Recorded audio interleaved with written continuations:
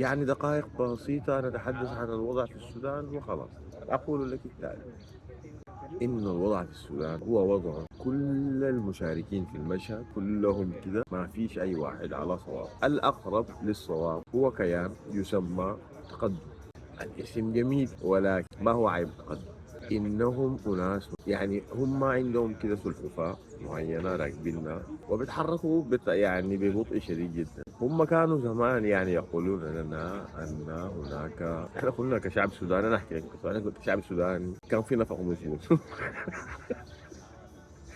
احنا كنا قاعدين كلنا كده كشعب سوداني جوا النفق الجميل. بعدين احنا سوار، تمام، اكتشفنا انه في نور. احنا اللي اكتشفنا انه هناك في نور اخر فهم تقدم جو قالوا اوكي احنا يا جماعه هذا النور حنقودكم اليه. قلنا جميل.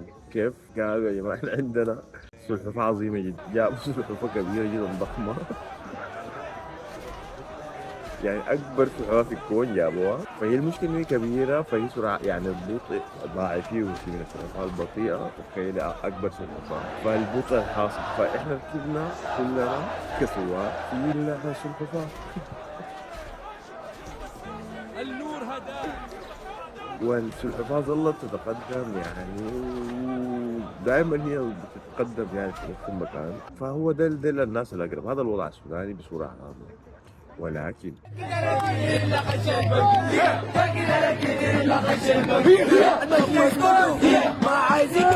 المجلس كله ما عايزينه يا برهان يا حمدان.